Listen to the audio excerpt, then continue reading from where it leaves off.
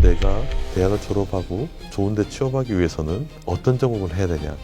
저도 모르겠어요. 취직을 하기 위해서 어떤 전공이 좋으냐라고 묻는데 취직이라는 게 존재할 수 있을까? AI 시대 때. 기업이 사람을 고용할 이유가 있을까?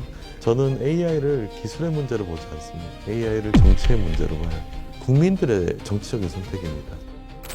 TJB 여의도 인사이드입니다. 오늘은 대한민국의 미래를 좌지우지할 수 있는 거대 담론을 얘기하러 왔습니다. 더불어민주당 차지호 의원 모셨습니다. 네, 반갑습니다. 차지호입니다. 네. 네, 안녕하십니까. 저는 지금 더불어민주당 국회의원으로 일하고 있고요. 여의도 인사이드 있습니다. 여의도 안에. 주로 제가 했던 일들은 이제 AI 관련된 정책들의 AI 기본 사유라든지 글로벌 AI와 같은 AI 허브와 같은 이제 글로벌 전략들을 짜는 일을 했고, 들어오기 전에는 대전 지역에 있던 카이스트에 이제 미래 전략 연구하는 교수로 있다가 이쪽으로 들어왔습니다. 알고 있습니다. 카이스트에서도 많은 응원을 보내고 있는 것으로 알고 있습니다. 네. 자, AI 얘기를 하기 위해서 이제 의원님 모셨는데 제가 먼저 개인적인 질문을 좀 드리고 싶습니다. 의원님이 이제 AI에 관심을 갖게 되신 그 계기가 제가 원래 직업이 아주 오래전 의사였고, 의사 중에서도 특히 인도주의 활동가로 일을 했습니다. 국경 없는 사회라든지 아니면 다른 인도주의 단체 통해서 일을 해왔었고, 그게 일했던 지역들이 굉장히 사회가 망가진 지역이지 않습니까? AI에 직접적으로 하게 된 이유는 이런 사회들이 무너지는 과정들을 혹은 아프리카나 동남아시아 일부 지역 혹은 전 세계적으로 보면 인류의 한 절반 정도는 제대로 된 진단이나 치료를 못 받고 있는데, 이게 현재 과학기술로 보면 말이 안 되지 않습니까? 우리가 약이 모자란 것도 아니고 기술이 모자란 것도 아니고 기술을 나눌 수 없는 것도 아니고, 근데 뭐가 이제 병목 현상을 초래했을까? 그런 국가들이 왜 제대로 사회가 발전하지 못하고 한국은 반대로 똑같이 굉장히 극심한 가난 혹은 전쟁 이후에 출발을 했지만 그 사이에 이렇게 발전할 수 있었을까라고 보면, 사람마다 생각이 다르겠지만 저처럼 이게 위기라는 불평등 끝단에서 일했던 사람들은 이 AI 반대말인 휴먼 인텔리전스 시스템 자체가 문제라고 생각이 들었었어요.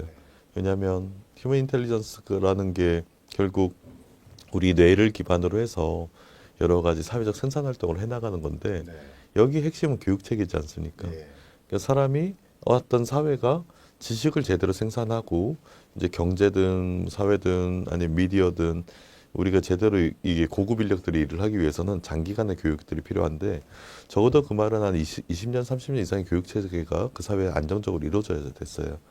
근데 그런 안정성을 가지고 있는 국가들이 사실 많지가 않습니다. 그래서 이런 북반구에 있는 선진국들 혹은 한국까지 선진국이 된 국가들, 우리도 부모 세대 때 굉장히 교육 문제는 우리가 가진 경제적 여건보다 훨씬 더 집중하지 않았어요. 우리 부모님들이.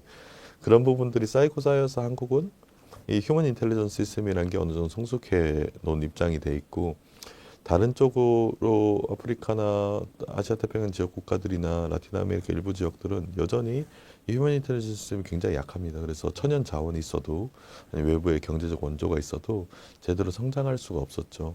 근데 그런 부분들 때문에 저는 AI가 이제 10년 전 알파고가 바둑 이기는 걸 보고 이런 우리가 가진 휴먼 인텔리전스 시스템의 근본적인 변화를 이룰 수 있겠다 싶어서 인도주의 활동가로 일하고, 또 대학에서 연구를 하더라도 저는 이게 위기 지역에 대해서만 연구를 했다가 AI로 방향을 틀었습니다. 그래서 그때 이제 영국 맨체스터 대학에 교수로 일하고 있을 때였는데, 이제 연구를 AI로 급격하게 확장을 하고 그리고 결국엔 카이스트로 이직을 했죠. 문제 해결을 고민하시고 그런 과정에서 알파고를 보시고 AI에서 무슨 이렇게 희망을 보셨다. 이게 이제 발전을 해가지고 이제 우리 정치에도 들어오시고 AI 기본사에도 이렇게 설계를 하시고, 그래서 이제 지금 얘기하려고 하는 글로벌 AI 허브까지 이제 오게 된 거죠. 이게 산업혁명이랑 비교를 하잖아요. 산업혁명 다음에 이제 AI라는 일종의 지능혁명이 만들어져 있는데, 사실 생각해 보면 산업혁명은 이제 증기기관이나 여러 이제 기계들의 혁명이었죠. 처음엔 기술적인 혁명이었고 그 기술들이 사회를 전환시킬 수 있는 생태계를 이미 먼저 구성한 뒤에 그 위에서 이제 예를 들어서 기계가 사람의 육체적 노동을 대신하거나 아니면 훨씬 더 증가시켜 가지고 막대한 생산력이 생기잖아요. 예전에는 사람들이 노동해서 내가 노동한 만큼의 생산이 생겼는데 지금은 이 기계가 그 산업혁명에 기계가 뭔가를 생산하게 됐었죠. 그랬을 때 이 기계를 소유한 그룹, 이제 자본으로 이 기계를 소유했던 사람들이 이제 사람들이 일반적으로 노동하는 것보다 더 많은 어떤 가치들, 생산들을 만들어내고 그래서 기업들이 훨씬 더 이제 탄탄하게 이 자본주의적 경제 체계가 그때 형성이 됐지 않았습니까? 그래서 산업혁명이라는 게 한쪽으로는 경제 체계를 새롭게 발명했고 다른 한쪽으로는 초기에는 이제 뭐 8살짜리 아이들도 막 16시간씩 노동하고 그랬잖아요. 영국의 방직 공장에서. 그래서 그런 부분들에 대해서 정치와 사회가 이제 새로운 발명들을 해놨습니다. 노동법도 발명을 했고 복지국가 모델들도 그 당시에 유럽에서 발명을 했던 거고. 그래서 기술이 만들어준 새로운 토대 위에서 경제, 사회, 정치 이 모든 게 새롭게 발명됐었어요. 근데 지금 또 AI라는 기술이 먼저 들어오고 산업혁명과 동등하게 혹은 그보다 더 이제 사람들의 몸뿐만 아니라 지적인 노동들을 대체하고 훨씬 더 큰 생산량을 만들 수 있는 시기가 돼버렸죠. 그럼 이게 우리가 정치, 사회, 경제에 대한 새로운 시스템을 발명해야 되는 시점에 놓여져 있습니다. 근데 그 부분이 자연스럽게 되거나 아니면 그 경제, 그 기술이 만들어지면서 그냥 스스로 어느 순간인가 발명돼 있고 이런 게 아니고 아마 산업혁명 이후에 그랬던 것처럼 굉장히 치열한 노력들이 만들어져야 될 것 같아요. 근데 하나 다른 점은 산업혁명이 뭐 한 두 세대, 세 세대 넘게 걸쳐서 길게 형성이 됐다고 하면 이제 이 지능혁명, AI라는 지능혁명은 뭐 한 세대 안에서 사이클이 만들어지지 않을까. 그래서 우리는 처음으로 한 세대 안에서 다음 사회를 우리 세대를 위한 다음 사회를 기획하고 이제 디자인해야 되는 곳이 그 세대가 아닐까. 그래서 그런 부분들을 해결하고 대응하려는 노력들이 뭐 AI 기본 사회라는 부분들이나 글로벌 AI 허브라는 어떤 글로벌 협력 체계를 구성을 했던 거죠. 네.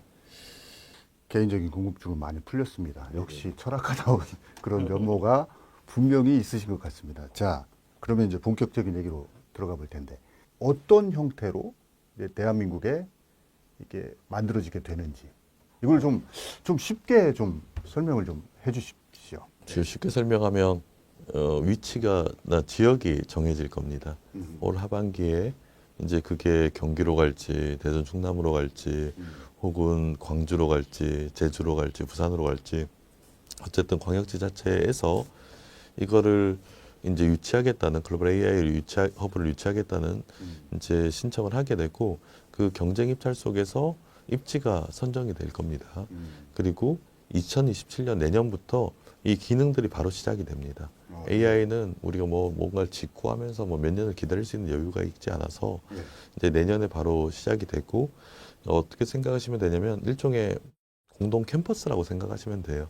지금 9개 유엔기구, WHO나 아니면 환경을 담당하는 UNEP, UNEP나 아니면 인도적 지원을 하는 유엔 난민기구 혹은 이 국제 이주기구 같은 곳들 그리고 UNDP, 디벨롭먼트 관련한 개발 관련된 총괄들 그리고 우리 AI와 노동 문제를 다루게 되는 ILO가 이제 다 연합체를 구성을 하고 ITU라는 전기통신을 전문적으로 하는 유엔 기구들도 참여를 하고 있어서 또 많은 분이 아시는 유니세프의 AI 기능들도 이전을 해서 한국의 글로벌 AI 허브라는 단일한 캠퍼스 안에 놓이게 됩니다.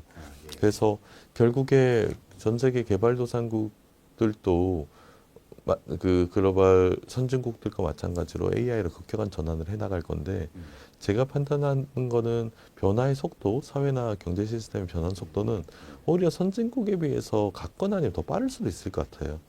왜냐하면 거기는 수요가 훨씬 더 높으니까 우리는 그 사람이 만든 레거시 시스템이 있지 않습니까? 예, 예. 훌륭한 인재들이 만든. 예. 근데 상대적으로 그런 인재들이 부족한 지역은 AI를 동원해서 의료 시스템, 교육 시스템 이런 부분들을 급격하게 전환할 수 있는 수요가 생길 것 같은데 그런 부분들에서 그 국가들이 이제 독자적으로 판단한다기보다 이 유엔 기구들이랑 같이 협력해서 기술적인 지원을 받아서 그 혁신에 대한 로드맵을 짜게 됩니다. 그런 AI 관련된 혁신을 하는 기술적인 지원을 하는 그 유엔 기구들이 한국에 이제 9개가 모여서 하나의 캠퍼스를 이루고 결국 그 말은 전 세계 AI 전환에 실제 시스템 전환을 주도적으로 담당하는 곳이 한국 안에서 한국 정부 혹은 한국에 있는 우리 대전 세종에 있는 수많은 국책연구기관, 카이스 같은 기관들 그리고 우리 청년들과 함께 논의해서 전 세계 시스템 전환들을 만들어내는 것에 이제 목적을 두고 있습니다.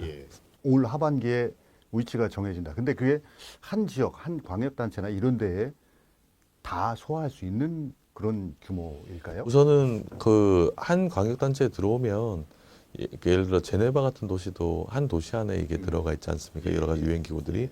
그러면서도 다른 유럽의 다른 지역 도시들이랑 유기적으로 협력 관계를 좀 맺고 있어요. 마찬가지로 이게 특히 AI랑 디지털 그 전환을 담당하는 곳이기 때문에 물리적인 경계가 아주 이게 뭐 장벽처럼 만들어지진 않을 겁니다.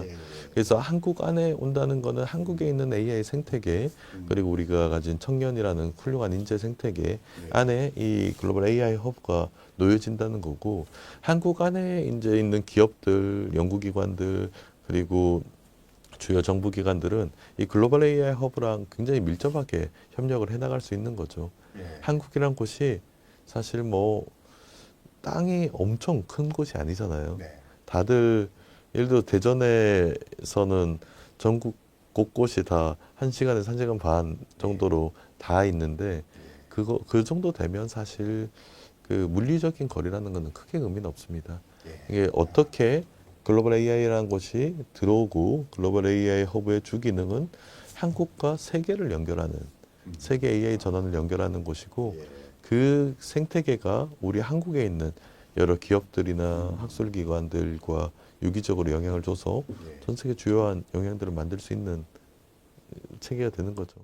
지난 5월에 이제 비전 선포식도 하고 이게 뭐 김민석 전 총리도 나가셨고 했는데 이게 지금 AI 어떤 기술력이나 이런 면에서는 미국이 아주 단연 앞서가고 있고 중국도 국가 주도의 어떤 그 AI 전략을 짜고 있고 글로벌 AI 허브 유치가 그 9개 기관들하고 이제 동의 아래 확정이 됐다고 볼 수 있는 건지 아니면 뭐 미국이나 중국의 어떤 견제나 이런 건 없을까요? 아니 미국 저희가 처음 글로벌 AI 허브를 기획하고 아직 공개하기 전에 이제 김민석 총리께서 이제 전 총리죠. 전 총리께서 워싱턴에 가서 이제 트럼프도 만나시고 뭐 백악관에 이제 그 만남을 하셨을 때 그 백악관 과학기술 수석이 먼저 글로벌 AI 허브를 알고 이제 어떻게 협력하면 되는지 미국은 어떻게 지원하면 되는지 이렇게 먼저 얘기를 꺼냈었어요. 미국이나 뭐 중국 같은 곳은 정보력이 워낙 좋기 때문에 이미 여기에 대해서 초기부터 이제 당연히 알고 있었던 것 같고 그리고 저희가 일부러 숨기거나 이럴 필요도 있는 것도 아니죠. 전 세계 공적인 이익을 위해서 만들어지는 곳이고 이게 한국 소유의 기관이 아니고 유엔 기관들이잖아요. 그래서 그런 부분들 안에서는 저는 미국은 일단 다자주의에서 개입을 최소화하려고 하고 있고 유엔 기구에서 그리고 그 사이에 공백들이 발생해 있는 거를 미국의 주요한 우방국인 한국이 이제 함께 만들어 나갈 수 있는 형태고 또 중국 같은 곳도 일단 그 AI 액션 플랜 같은 걸 보면 한국의 AI 기본 사회나 글로벌 AI 허브가 지향하는 것과 가장 유사한 어떤 방향성을 가지고 있어요. 그래서 어떻게 보면 전 세계의 공적인 이익을 위해서 AI가 활용될 수 있는 부분들이 하나의 전략으로 잡혀 있고 그런 점에서 중국과도 여러 글로벌 아젠다들이 맞는 상황인 것 같습니다. 그 말은 미국과 중국의 우리는 한국은 일종의 브릿지 국가이잖아요. 양쪽을 브릿지할 수 있는 국가고 양쪽의 상호 이익을 위해 가지고 함께 만들어 나갈 수 있는 건데 근데 더 중요한 거는 사실 글로벌 AI 허브라는 게 특정 국가의 이익을 위해서 네. 설계된 곳은 아니죠. 예. 그러니까 AI 전환이 전 세계 곳곳에 닿아서 지구에 만들어지던 수많은 불평등에 기반한 이제 경제, 사회 시스템, 노동 시스템 혹은 의료 시스템 이런 부분들이 그 말 그대로 이재명 대통령이 얘기하시는 기본 사회라는 AI 기본 사회라는 그 아젠다처럼 이 인류가 사람들이 지구에 태어났으면 이 기술 문명, AI 문명 시대에서는 기본적인 삶을 누리게 해야 된다. 그리고 세계가 최소한의 기본적인 삶을 누리게 되면 아마도 전쟁이나 이런 분쟁 혹은 극심한 형태의 테러리즘 이런 부분들이 상당 부분 예방이 될 수 있을 것 같아요. 그런 분쟁, 갈등, 제가 원래 그 맨체스터에서 글로벌 위기를 연구해서 제가 있었던 곳이 인도주의 및 분쟁 대응이라는 명목 아젠다를 가지고 만들어진 연구소여가지고 거기서 전 세계 분쟁들을 연구하는 그룹들이 굉장히 큰 그룹이 만들어져 있었는데 그 분쟁의 근본적인 원인은 전 세계 불평등한 이제 사회 구조 아까 말씀드렸듯이 80억 인구 중에 절반은 아직 제대로 된 치료를 아니면 진단들을 못 받고 있는 그리고 수백만의 아이들이 뭐 영양실조 수천만의 아이들이죠. 수천만의 아이들이 영양실조 상태에서 제대로 된 충분한 영양을 공급받지 못해서 그리고 그 중에 많은 아이들이 죽어가고 가자 같은 데는 이제 극심한 폭격으로 인해서 폭격이라는 게 아이 뭐 어르신 뭐 가리질 않잖아요. 이게 총은 겨냥하고 쏘는데 이제 폭격이라는 거는 또 수많은 아이들이 다칠 수 있고 죽을 수 있는 거니까 그런 상황들이 사실 우리가 지금 인류가 이 정도로 문명사적 전환을 하는데 꼭 그렇게 살아야 되냐. AI라는 전환은 우리에게 그런 걸 질문하고 있는 것 같아요. 산업혁명 이후에 만들어진 경제, 노동, 그 국제 질서들이 지금의 세계를 구성을 했다고 하고 이건 유럽의 발명품입니다. 지금의 세계 구조는. 근데 이 AI가 전환되면서 한국 같은 누군가를 침략하거나 식민지로 삼거나 아니면 누구에게 해를 끼쳐본 적이 없는 국가가 이 아젠다를 주도하게 됐을 때 만들어지는 세계 구조가 과연 그 유럽의 그 모델을 따라야 될까? 그렇지 않을 수도 있을 것 같아요. 그래서 저는 지금 우리가 가진 질문들은 정말 문명사적 전환이라고 다들 알고 있잖아요. 그리고 우리 초등학교 다니는 아이들도 AI가 많은 걸 바꿔버릴 거라는 거. 그리고 중고등학교 다니는 아이들 또한 대학에 무슨 전공을 해야 될지 모를 거예요. 저도 모르겠어요. 우리 아이들이 대학에서 무슨 전공을 해야 될지. 왜냐하면 그 무슨 전공을 하고 그 질문이 그거잖아요. 내가 대학을 졸업하고 좋은 데 취업하기 위해서는 어떤 전공을 해야 되냐? 라고 물어볼 때 전공을 하고 있는 사람들도 있고. 그렇죠. 그런데 당황하고 있습니다.